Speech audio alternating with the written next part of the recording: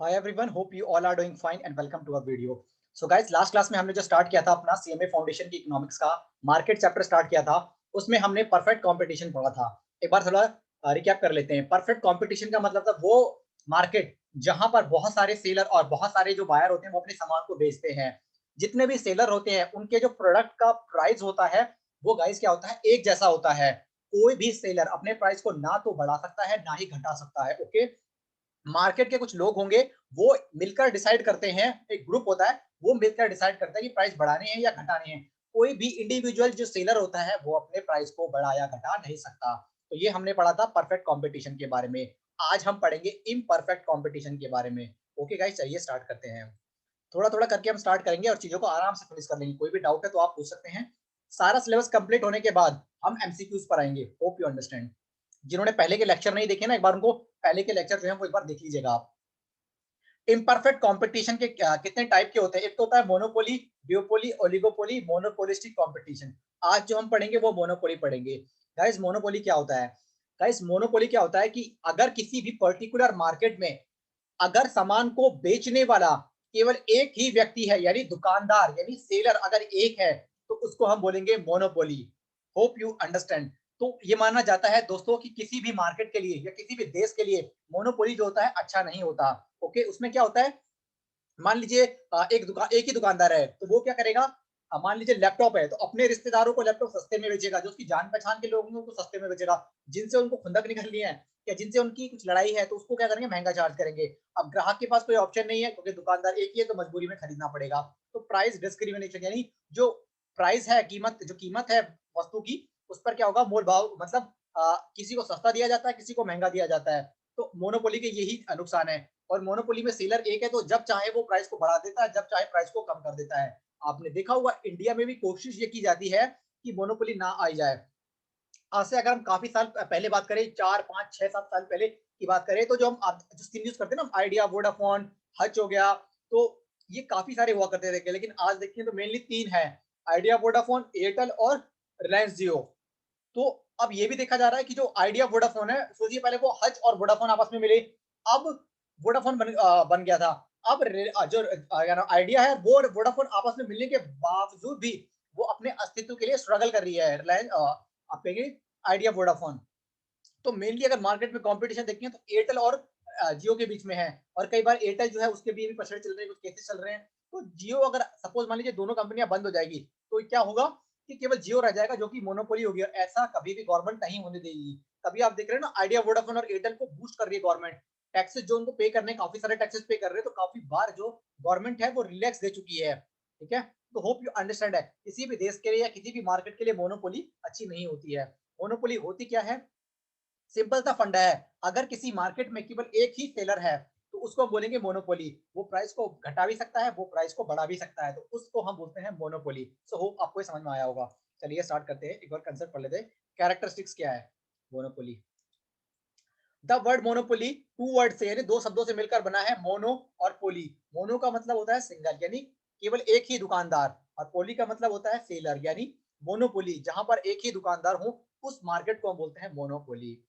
when there is an only one seller और one producer और one firm, simple सा मतलब है सामान को बनाने वाला, बेचने वाला केवल एक ही दुकानदार है, तो उसको हम बोलते हैं monopoly market. It is said to be a monopoly market. The single seller supplied the commodities to the entire market, यानी इंटायर मार्केट को सामान बेचता है केवल एक ही सेलर यानी दुकानदार बेचता है। The product supplied by the monopolist is not have close substitute, यानी उसका कोई कॉम्पिटिटर नहीं होता इस मार्केट में। जब अकेला बंदा यानी अकेला सेलर है तो जैसा उसका वो घटिया क्वालिटी का सामान भी दे, प्राइस भी ज्यादा चार्ज करे, कोई कुछ कहने वाला है ही नहीं उसको। There are some many restriction for other producer to enter into the market. As a result, monopoly has no competition in the market. यानी जो नए दुकानदार है उनको आसानी से आने नहीं दिया जाता। इसी वजह से केवल एक ही दुकानदार होता है और मार्केट में कोई भी कंपटीशन नहीं होता। अब क्या है, हमें देखनी फीचर्स देखने हैं। सिंगल फर्म यानी जो सेलर होता है केवल एक सिंगल होता है। A single firm produces commodity in the market, there is only one seller और वन प्रोड्यूसर और वन फर्म, यानी सामान को बेचने वाला, सामान को बनाने वाला, सामान को बेचने वाला, केवल एक ही मार्केट है, यानी एक ही कंपनी के प्रोडक्ट बिक रहे हैं मार्केट में।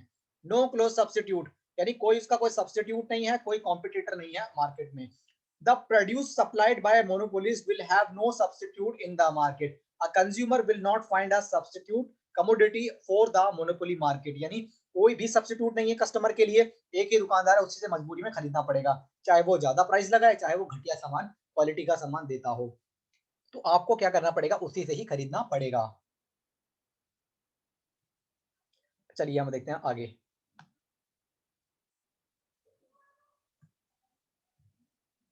स्ट्रॉन्ग बैरियर टू एंट्री, यानी किसी भी नए दुकानदार को, यानी नए सेलर को मार्केट में नहीं आने दिया जाता। New firm can not enter in the production due to certain restriction in the market.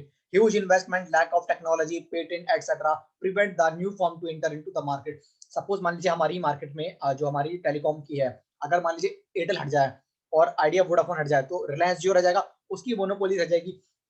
कोई अगर नया बंदा आ भी पा रहा है तो दोस्तों असंभव है। सोचिए इतनी बड़ी बड़ी दिग्गज कंपनी अगर मतलब टक्कर नहीं ले पा रही सही से, अगर आप भी एनालाइज करें, एयरटेल से और आइडिया वोडाफोन भी टक्कर नहीं ले पा रहे। सोचिए कंपटीशन इतना टफ था कि आइडिया हो गया, आपको वोडाफोन को आपस में मिलना पड़ा, अगर वो नहीं मिलते तो आइडिया भी खत्म हो जाती और वोडाफोन भी गारंटेड खत्म हो जाती। ये मिले तब भी, सोचिए इनके मिलने के बावजूद भी अभी भी ये अपने अस्तित्व के लिए, एग्जिस्टेंस के लिए ये अभी भी क्या कर रहे हैं, स्ट्रगल कर रहे हैं। तो बहुत ज्यादा इस टेलीकॉम इंडस्ट्री में ना बहुत पैसा चाहिए होता है। फॉर्म एंड इंडस्ट्री आज सेम, सिंपल सा, फर्म जो सामान को बनाने वाली है, बेचने वाली है, सब एक ही जैसी, एक ही फर्म है। As there is one firm in monopoly market, there is no difference between firm and industry. Okay, price maker, okay, तो जो भी सेलर है वो प्राइस मेकर होता है, यानी खुद ही प्राइस को डिसाइड करता है, प्राइस को कम या ज्यादा वो मोनोपोली मार्केट जो है वो कर सकती है आराम से।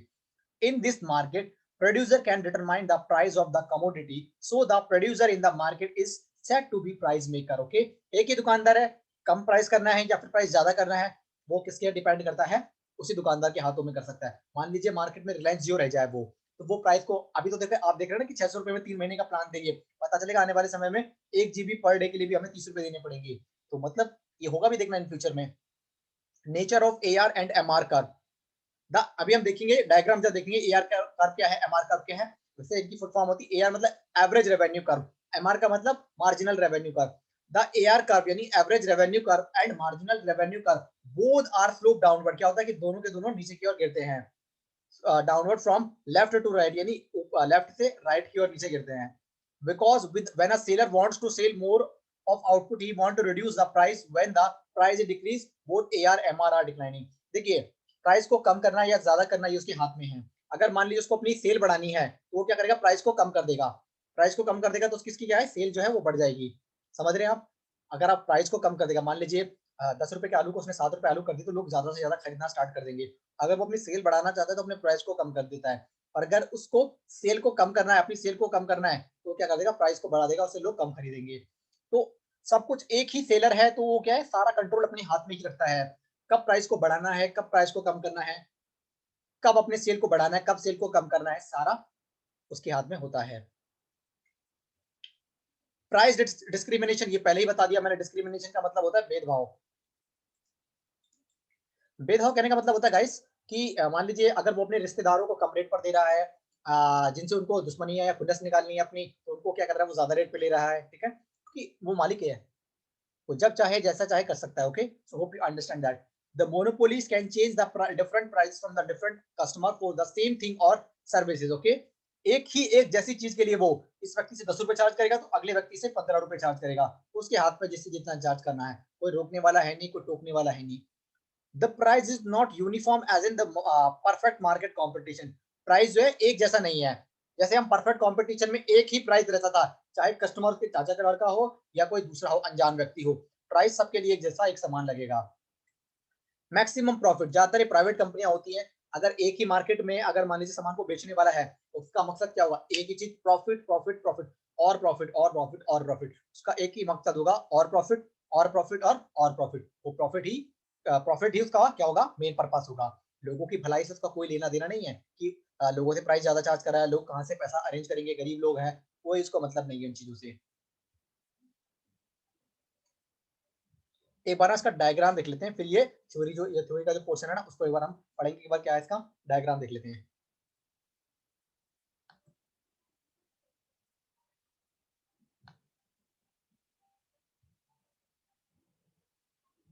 इसमें क्या होता है ना, इसमें सुपर नॉर्मल प्रॉफिट होता है। आप देख रहे हैं कि अल्टीमेट जो पर्पस होता है वो क्या होता है, इसका अल्टीमेट पर्पस क्या होता है, जो सेलर होता है मार्केट में उसका प्रॉफिट और ज्यादा प्रॉफिट और ज्यादा प्रॉफिट कमाना होता है। ये देखना डायग्राम, इसमें क्या है, हमारा आउटपुट हो गया, यहाँ पर हमारा रेवेन्यू और प्राइस दोनों होगी, ठीक है। ये हमारा क्या हो गया, एआर कर्व हो गया, एवरेज रेवेन्यू कर्व, और ये हमारा एमआर कर्व, दोनों के दोनों नीचे की तरफ गिरते हैं, ठीक है। ये हो गया हमारा एमसी मार्जिनल कॉस्ट कर्व, और ये हो गया हमारा एवरेज कॉस्ट कर्व, ओके। ये देखिए यहाँ पर जो कट रहे हैं आपस में, ये और ये हो गया, ये आपस में काट रहे हैं यहाँ पे, ये हमारा ई पॉइंट हो गया जहाँ पर ये आपस में एक दूसरे को काट रहे हैं, एमआर और जो एमसी है, और यहाँ पर जो हमारा एआर और है, और जो ये वाला पॉइंट होता है यहाँ पर हम पॉइंट जो मिलाते हैं,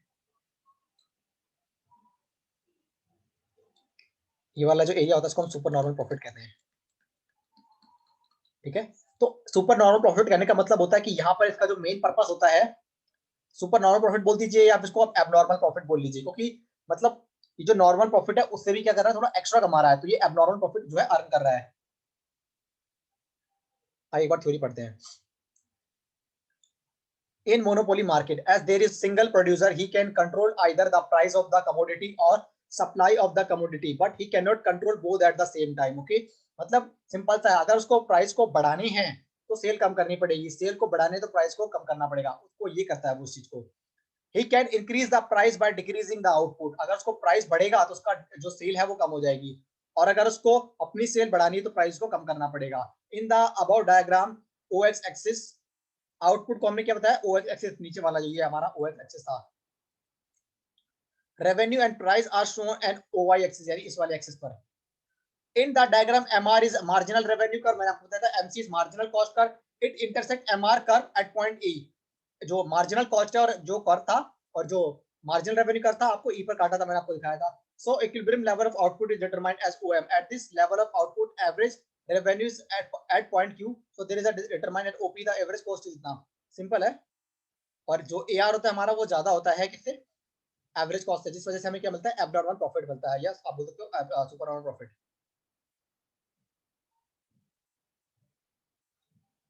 ये फॉर्मूलाज है, इसकी इतनी कोई रिक्वायरमेंट नहीं, केवल डायग्राम है, ये देख लेंगे हम। So hope you understand that, एक बार रिवाइज कर लेते हैं हम। मोनोपोली मार्केट में क्या होता है, सामान को बनाने वाला, सामान को बेचने वाला केवल एक ही व्यक्ति होता है, ठीक है। वो मार्केट को वो प्राइस को कभी भी बढ़ा सकता है, कभी भी घटा सकता है, ठीक है ना। वो किसी भी व्यक्ति से या तो किसी एक ही, मतलब सेम चीज है, मान लीजिए आप किसी कपड़े के व्यापारी हो, तो केवल आप एक ही दुकानदार हो, तो आप किसी अपने जान पहचान वालों को सस्ते में दे रहे हो और जो जिसको जानते नहीं हो उसको आप महंगे में दे रहे हो, तो आप प्राइस डिस्क्रिमिनेशन करते हो, प्राइस का भेदभाव करते हो, ठीक है। सो गाइस इससे पहले का जो लेक्चर है वो भी देख लीजिएगा, परफेक्ट कॉम्पिटिशन का। कोई भी डाउट होता है तो आप पूछेगा, फिर हम नेक्स्ट क्लास में इस लेक्चर को अपने नेक्स्ट लेक्चर उसको कैरी करेंगे। For today that is all about in this video, so bye guys.